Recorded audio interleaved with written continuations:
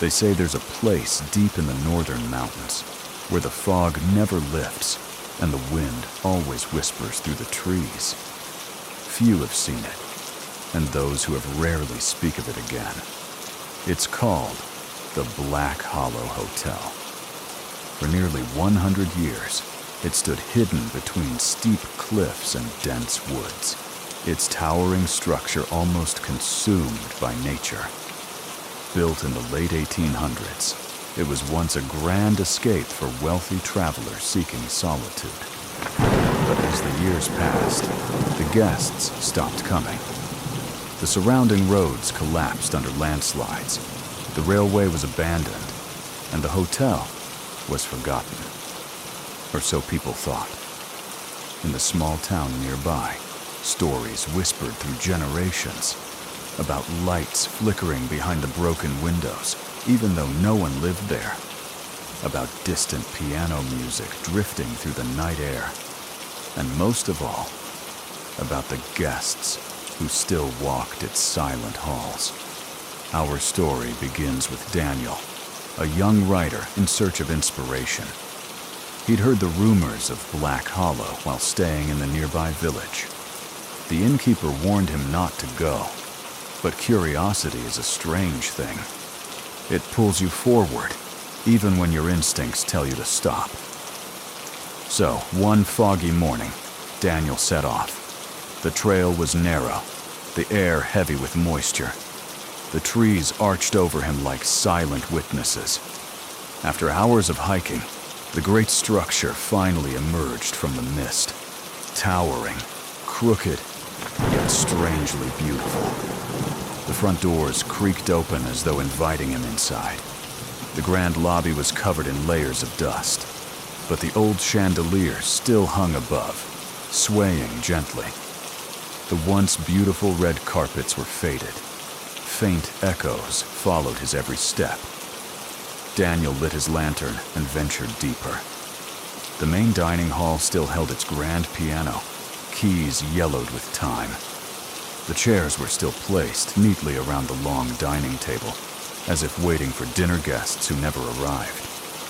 As he looked closer, Daniel noticed something unsettling. The plates and silverware were spotless, as if recently cleaned. He felt the air grow colder. Suddenly, from the far end of the room, he heard soft footsteps. He spun around. No one.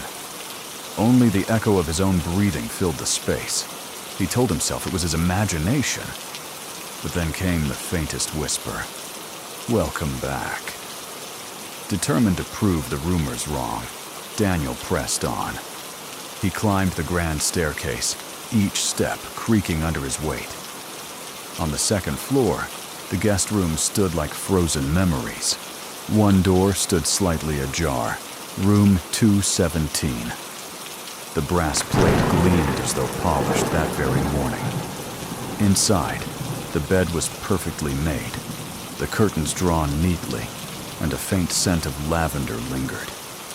But on the writing desk, Daniel found a strange guest book. It was filled with names, but none were dated after 1926. As he flipped through, his eyes caught one familiar name, Daniel Whitaker. His own name. He froze. His hands trembled. This must be a mistake, he thought. Suddenly, the door behind him shut with a soft click. The temperature in the room dropped sharply. The lantern flickered.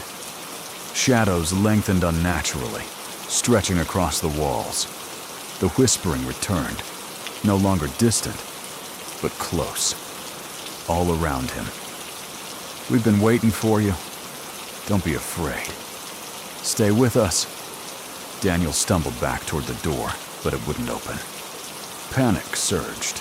He pounded on the wooden frame, calling out, but his voice was swallowed by the thick air. Then he saw them.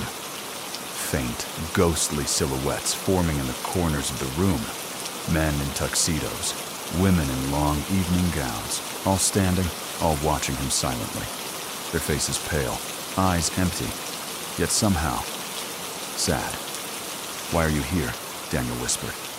One figure, a tall man in a black suit, stepped forward. His voice was calm, almost kind. "You belong here now.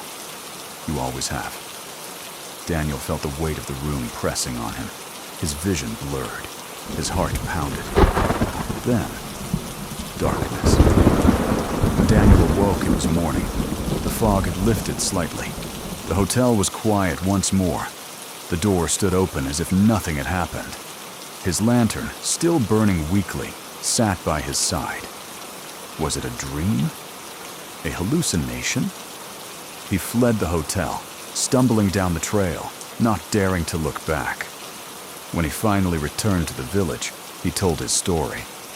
The old innkeeper simply nodded. "You're lucky you came back," she said. "Many who enter Black Hollow never leave.